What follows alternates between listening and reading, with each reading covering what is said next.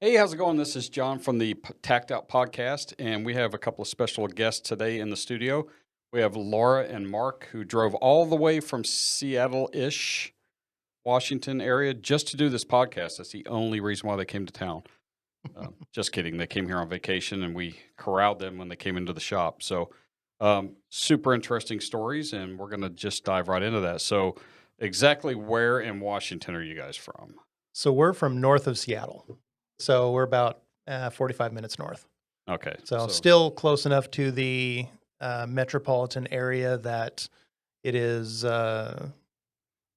definitely the liberal zone where we have to be very careful about, who we are, what we do, because if it gets out about our, passion and desire about guns, then all of a sudden we lose business, we lose relationships. People say, "Oh, why are you that way?" And it's amazing the response you get. Yeah, especially when I was a freshman in high school. Second week of my freshman year, I went to public high school in the Seattle area, and second week of my freshman year, the security chick who wasn't even like an actual certified in anything pulled me off my bus, marched me into the office, and sat me down in a room with like 4 other staff members because a year prior over spring break, I had posted a picture of 3 knives that were typical flip knives. And they were like, "Are you going to hurt people with these knives? This is a dangerous thing to post." And I was like, I wasn't even at school, and these are legal in Washington State. What is the deal? And they didn't even tell my parents till after the fact.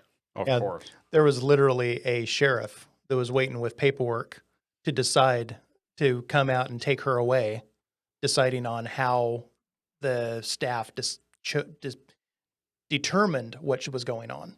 Mm-hmm. So what they didn't get, which was really crazy, was the month before that she posted that, she was down at Front Sight and she had postings of her firearm and her targets that she had shot.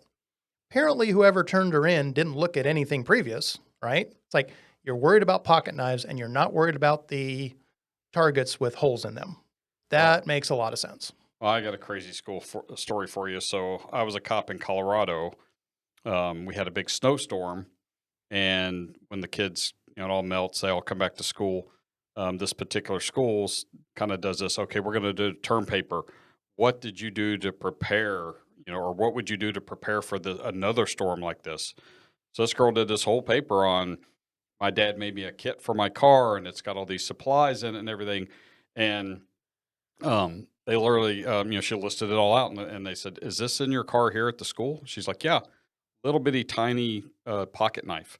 And they wanted her arrested, and the officer showed up. It's like, no, we're not. She can leave it at home if you're that freaked out about it, but no, we're not arresting her for having a prepared kit in her car.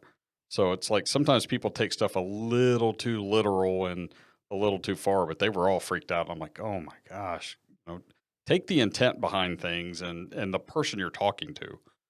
Guy at my school got suspended in my junior year for having a plastic or like foam pair of nunchucks on the floor of his car because he had karate after school. And he had to go straight from the school to his, I think it was karate class. And the security guard chick, the exact same person who pulled me off the school bus, who was fired recently, she was literally going around the parking lot looking into cars of the like over 1,000 students that went to my high school, looking in like every single car, and found those nunchucks, and the dude was like suspended. It was and nuts. Then you come to Missouri, and the high school here had a trap team with a trailer at the school with all these trap guns and stuff. And, it's like, I don't know. I don't get it. That's Yeah. cool. I remember growing up in, the Idaho mountains, basically. We literally went hunting with our biology teacher. Mhm. Everyone brought your rifles to school, and it was no big deal. So it's just amazing the differences, right? I mean, and you wonder why we have some of the problems we have, right? I Yeah. mean, there's just no respect. That's where Laura When she was 13, we took her down to front sight. And a lot of the thought process there was not only how do you learn how to think about attacks? How do you think about, how do you mentally process what is going to be going on, what could happen in your life, right? Mm-hmm. Well, by learning how difficult it is to actually put a bullet on target in a location that's going to hurt somebody, you realize if someone's shooting at me, it's very difficult for them to actually hit me. Run. Don't sit there and wait. Go, move, because you are safer that way. Yeah. So a lot of the concept is, okay, we're going to go and learn how to actually shoot, which by definition means everyone else who doesn't really know, they're less likely to actually do it. So it just, did that help you learn anything? Oh, yeah. I mean, growing up where I was growing up, there was constantly in all the people around me, guns are bad, be afraid. And, fear was such like a big thing that like everyone around me was dealing with and talking about. And so few of the people around me have actually had any firsthand experience with guns. Mm-hmm. And whereas I grew up going to gun shows and coloring on the paper on that all the guns were sitting on and, going shooting all the time and being around guns. And so I was always pretty comfortable with them. But because that was just a normal part of my upbringing. But actually getting to go be around a bunch of other people with weapons, be around, people who had a bunch of experience and learning from all these people really taught me how to kind of not be afraid so much and actually learn about the practical side of how much practice it takes to actually just put rounds on target. Mm-hmm. And learning that really made it so I was like, okay, like everyone around me is freaking out, but like it's more practical and physical and realistic than you kind of think it is. And so learning like that really kind of gave me a little bit more confidence that if I ever was in a situation that hopefully it would be a little bit better than people were thinking it would be. Yeah. I mean, a big thing in any kind of stressful situation like that is taking that half a second or a second to just go, okay, what's going on versus just reacting, and talking about people that, and we have our commandos in the world that, if we're ever attacked by waves of paper targets, they would just be the first guy there. But I mean, real life is not like that. Amen. And then even on the other flip side of it is, the gun sitting on the table is not going to hurt anyone, but it's automatically an evil object and all this other stuff. And I mean, there's all kinds of statistics about, what weapons are used in things, what kills more people, all that stuff. But people get a cause and that's what they focus on. And, you're never going to convince them otherwise, but. It is amazing to me, the lack of historical memory. Oh, absolutely. It drives me insane. I was managing a gun store in Idaho in the 93, 94 gun ban era, right?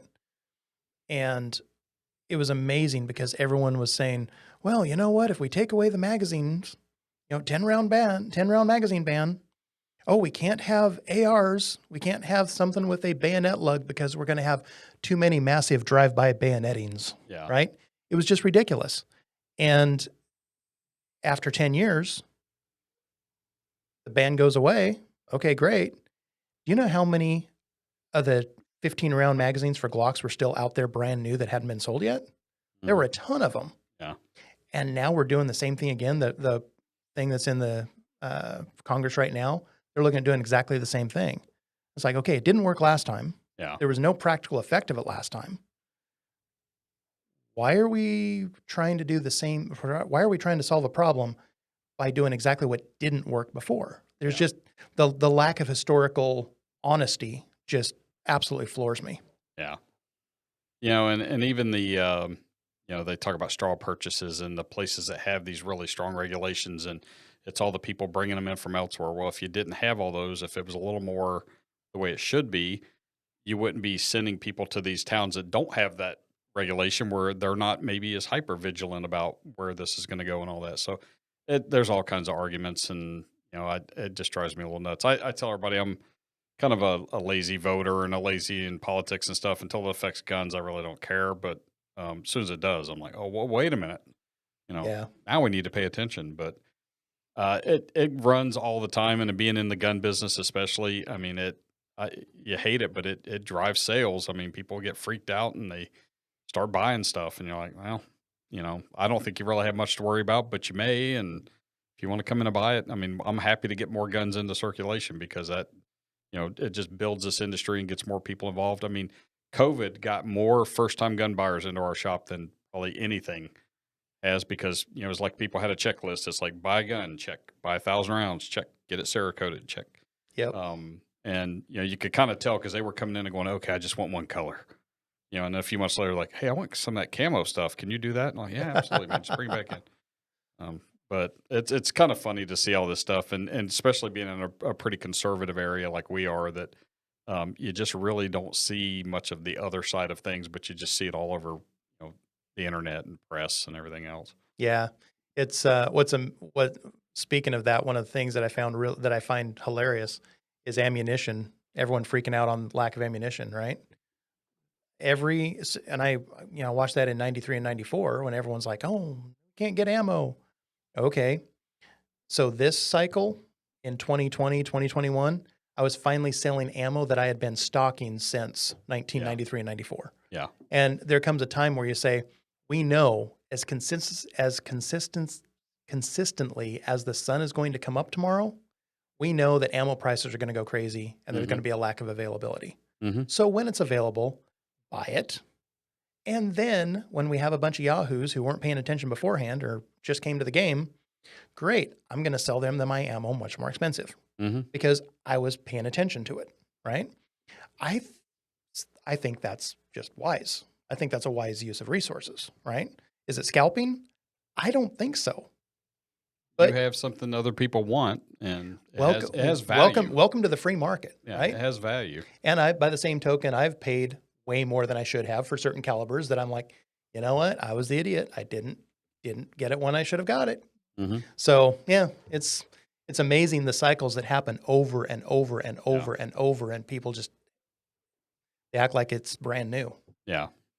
What was really fun was I was working at a gun store as the day after I turned 18. I started working there because I had to be 18 to work there in the camping department that I was in, which was basically just knives and a bunch of other like camping gear and stuff. But I was behind the knife counter most of the time. And what was fun was that once a week when we would get our shipments of ammo in, we would have these like massive lines of people that were trying to grab the ammo. And literally, they would be grabbing it from the hands of employees as they were loading it off the truck, which was insane. But then because the lines for the gun counter and for the ammo was so long, we would always have people coming over to my knife counter and being like, I have to wait like an hour to go check out gun stuff, so I'm going to look at knives. And I'd be like, I can work with that. Yep. So it was a pretty cool. We had one guy who came in and was like, I know it's going to be probably a couple hours because, there's a ton of numbers. And I'm like, not at all the first number. And he told me this story about how like a year prior, he had gotten a number for the knife counter to wait in line and then gone home, helped his sister set up for Christmas, eaten dinner, came back, and then his number was just about to be called. And it's like, at least in as liberal of an area as we're in, at least there's still interest in guns and in ammo. That just tells me, like, in the more conservative areas, it must be really cool to be around even more people who are actually, like, into guns.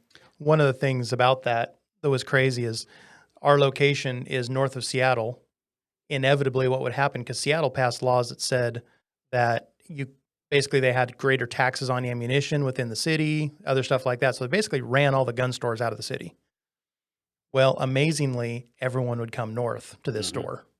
So it was just overwhelmed with people fleeing the prohibitions, getting their stuff, and then going back into it. And it's that same kind of issue where you say, man, Are we really paying attention to the ramifications of the laws that are being passed across the entire board? Mm-hmm. They don't. It's all about a political issue. It's not about really trying to solve problems. Yeah, it makes them feel better, but it doesn't really solve anything. Exactly. Can we get into the hummingbird? Yeah. Hummingbird. We came here Yep. because of the Cerakote. And as I started looking and seeing your operation here, it is absolutely amazing. I can't believe all the different cool stuff I'm seeing. It is. Because I've seen Cerakote guys in the western states, at least, down in, Arizona, Nevada, Idaho, Oregon, Washington, and none of them have got the kind of setup you guys have here. We're really proud of it. Super, super cool. So my daughter, Laura, has been since 13 when she did her first firearms training class, has been wanting to put something on her gun. And she's a great artist. She's done a lot of drawings. And finally, we found someone that I was going to trust with her Glock to put something on. And I would like to hear Laura tell us about what that is and what it means. So what I'm getting is a hummingbird, and it's one that I drew. And it was really cool because I came in today with a drawing, and Laura literally just sat with me for like a super long time, just like editing the little tiny pieces to make it like flawless. And I'm really, really psyched about it. And it's a hummingbird because the hummingbird is, I think it's like the one bird that cannot live in captivity. It either gets free or it dies. And I absolutely, when my dad went to Cuba, like a year or two ago, however long ago it was, he came back and brought me this little hummingbird trinket that was like this smooth stone thing. It was really cool.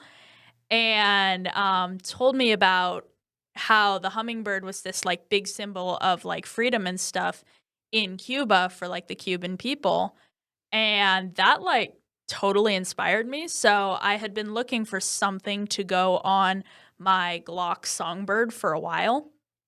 And I named my gun Songbird. And that's kind of what I tend to go by when I'm like using like other names or like my username online or something like that. Tends to be Songbird. And so I decided to name my gun Songbird and then put that hummingbird on it because to me, that symbol of freedom is like really, really cool. And so I'm actually going to be getting the exact same thing that I'm getting on my gun. I'm going to be getting it on my wrist as a tattoo and on the same wrist that I pulled the trigger with. So Awesome. I'm really excited about it. Yeah, it was neat to sit back there and watch the two Lauras sit and just, okay, do you want the forehead to have a little, nope, back the other way. And I'm just tweak that to be just absolutely perfect the way you wanted it. It was so cool. And then picking out the exact color you wanted and everything. So we're going to get that taken care of. Hopefully the lasering will be done by the time we get out of here. And then we're going to get that coded and off in the mail to them. So that's pretty amazing that we're actually having this conversation here while the work is being done at the same time. So that's just, I like things like that. So Yeah. I think it's pretty cool. Yeah. We do too. I mean, we really do enjoy just like kind of drop in people and interacting with people. I mean, we do the training here in our shop and, money wise, it's about the same as if we were just open. We don't really make a whole lot of money off of it above what we would normally make. But for us, it's the interacting with people and making new friends. And, at almost every class, we pick up something new that they're doing and they're like, oh, you're going to think this is stupid. And we're like, oh, God, that's genius. And we, incorporate that into ours. So it's the interaction stuff that we really get out of it. And, when we do get people that come by that have either watched the YouTube channel or they saw us, we get people that go into our neighbor, Sherwin-Williams. They go in there and they're like, hey, what's this?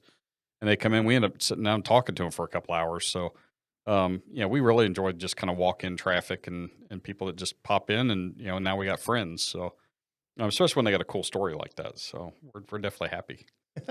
Definitely. Very, very cool. Well, one of the things that, Laura, if I may share about your hearing. So Yeah. Laura has had some medical issues. And so she can only hear through half of her head right now. And the part that doesn't work real well. So it's interesting. And I really appreciate where with all the medical stuff that has happened, that we can actually come in, sit down and actually go through what she really wants. Mm-hmm. Because one of the things that I was really concerned about is I've been looking for someone for the last 6 years to figure out how to put this on her gun, trying to figure out who we could actually work with and get it right. Yeah. Because I guarantee you, I'm dad, I'm going to screw it up. Yeah. That's the way it works, right? So this works out really well. But the first time, so you went, how many times have you been through front sight firearms training? I've been through the 4-day defensive handgun course 3 times now. So, and your hearing was bad from the first time you started. Yeah, the first time I started, I was 13 and I was completely deaf in my left side, and I had lost my hearing when I was 11. And then the second time that I went through, I don't remember how old I was. I think I was maybe 14. Yeah, I think I was 14. And that time my hearing was the same. And then this last time that I went, which was just like a year or two ago, within the last couple years, that time I was even more deaf. And so that time my right side was also going. And so I had like mild to moderate hearing loss in my right side. So the experience, you and I were talking earlier, and I think it'd be useful for people to hear this. Tell me about kind of your thought, how that went in terms of going to a defensive firearms school when you can't necessarily hear the instructions, can't necessarily hear how they're trying to coach you, and still succeeding. That was definitely kind of nuts because the thing is, obviously, when you're on a gun range, you have hearing protection on, and hearing through an instrument or a machine is just not as clear as actual hearing. And, I've learned that a lot through experiences. Typically, when I'm on a range, I have to be reading lips because I can't understand the audio at all. And then the other thing is, those classes that we were taking, they're all outside, and you're outside surrounded by other ranges where there's constantly gunfire going off and constantly hearing people yelling through bullhorns, and it's loud and a bit chaotic, and I absolutely love it. But the issue with that is with so much background noise and with hearing through electric hearing protection muffs, and when most of the instructors are talking through a bullhorn, it is super, super hard to understand. So typically on day 1, I would go up to the instructors and be like, "Hi, I'm Laura. I'm mostly deaf, and I'm going to have to be reading your lips because I'm not going to understand you at all." And, occasionally I would get someone who would really track with it and make sure that they were facing me and, coming over to me to like repeat the instructions. But other times it was just me having to completely rely on my family and be like, "Can you please translate?" Because they know how to communicate with me pretty well. Mm-hmm. And so this last time that I went, actually, we were doing one of the things that we do there is we do 2 shots to the thoracic cavity. And then occasionally they will randomly call a headshot. So like a failure to stop drill.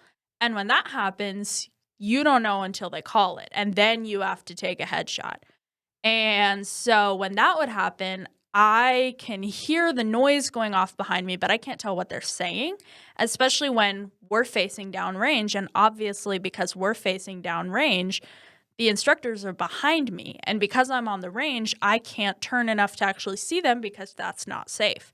And I also, my neck is kind of screwed up because I had a spine surgery when I was like 16. And so because of that, I can't turn my neck very well. So I already, when I'm facing downrange, that's the only direction that I can see and face. And because I can't hear, I can't totally tell what's going on behind me. So I have to rely on my range partner, which is typically either my dad or my mom, to be able to tap me and tell me when something's going on. So eventually, when they would call a random headshot, what we started doing was my mom would tap my shoulder twice to let me know that a headshot had been called, because otherwise all of a sudden the other people on the ranges who have already done their 2 shots to center mass are now suddenly doing another shot, and I'm like, what's happening? So eventually it became especially when we were doing the testing on the last day, to figure out if you've like passed the course or graduated or distinguished graduate. Then eventually it was we would be doing the test and my mom would be tapping me to let me know when the beeps had gone off, to let us know when to start and stop, and when headshots had been called. So it was already on a very short amount of time because you have 1.5 seconds between the first beep and the last beep, and you have that much time to take 2 shots. And so that already, with the delay of my mom tapping me to let me know, it was a really nuts experience, but it ended up going well, and I ended up distinguished graduating a second time, which was fun. Awesome. I can say that, with you guys being here, I was doing something else when you came in. I didn't even realize you had any kind of hearing issues or anything. I mean, your attitude is so positive and, just such a cheerful person to be around. I mean, no gloominess, no pity you, anything. I mean, if you guys hadn't told me, hey, you need to be facing her, I would have never known there was anything going on. So Thank you. you guys have been awesome to hang out with. I mean, I've enjoyed having you in here. Yeah, I've really enjoyed being here. This has been really cool. Awesome. You guys have a great setup here. Yeah. And, you guys have talked about maybe even come back doing the training with us. So, Yeah, I've actually got a number of guys that I've already been texting with since we first saw everything yesterday. And we very well may end up trying to bring 4 or 5 guys over from the West Coast to come over and do some classes. So absolutely. we can definitely hook that up. Is there anything else you guys want to talk about? I got to brag on Laura. One other thing. Go figure. Might as well. Dad bragging on his daughter. So there was one event that happened when she was 14, 5 years ago now, a while back, on the final test at Front Sight. So she's going along. She got a 100% score on the test, which is tough. Any way you look at it, it's tough. But there was a guy, middle-aged guy on the lane right next to her, that halfway through this test, we heard him start yelling, swearing about this little girl in the lane next to him, that he couldn't do the same, couldn't do as well as she was. It was hilarious, just hilarious. I mean, I'm dad. I'm sitting there laughing. I'm like, yeah, well, apparently she's renting space in your head, buddy. Yeah, right? Exactly. So by just focusing in, ignoring everything else, and just focusing on the task at hand and not getting distracted by everything else, she just rocked it. Yeah. So that's still one of my absolute favorite stories about your focus and your determination. I totally forgot about that till you brought it up. That's awesome. So we're going to wrap it up and we're going to go to the back and see what your slide looks like. very cool. Sweet. Man, thank you so much for having us here. This has Yeah, no been kidding. this has been a lot of fun. Thank you guys. And thank you for watching this episode.